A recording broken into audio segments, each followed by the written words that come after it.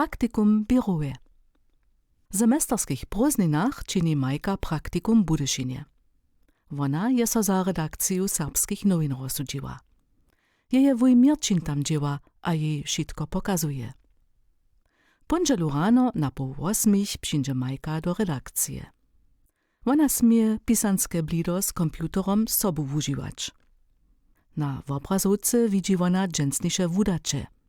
Hiszcze wiacore przynoszki faluja. Jeje kolegina Sylwia ju prosy w internecie o wiadrowych powiestkach recherchować. Majka chce si informacje wučišćeć, ale čišćak nie dzieła. Što ma wona činić? Majka widzi, że nie je čišćak stykaczku związany. Kabel je przekrótki.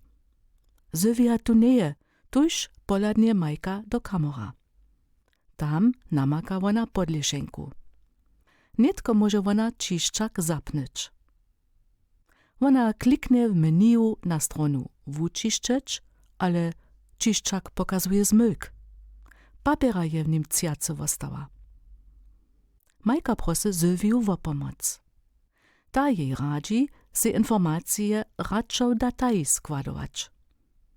Potom może je do serbszczyny przełożyć, a prawopis automatisce próbować. Mimo to lutuje tak papieru. Majka namietuje w serbskich nowinach horoskopy woziewieć. Sylwia praj, so może to rady na redakcyjskiej konferencji namietować. Wona wuczynie riadowak z regala, a pokazuje jej wiacore strony z namietami. Trebamy wiele ideów, wona praj, ale nie możemy wszystkie złoprodzić. Na redakcyjskiej konferencji so Majka przedstawi. Wona powiada też o swojej idei z horoskopami. Tola tamni sobudziwačerjo nie są zahoreni. Szkoda, myśli Majka. Wona horoskopy przeco jako prynie czyta. Majka dostanie hinajszy nuzny nadawk, dokeż je druga kolegina runie w starszyskim czasu. Mimo toho je dalszy redaktor dowolu. Majka weseli so na nowy nadawk. Ma so Serbskie muzeum o nowej wustajence informować. Snano może ze swoim szmuratkom też fota czynić.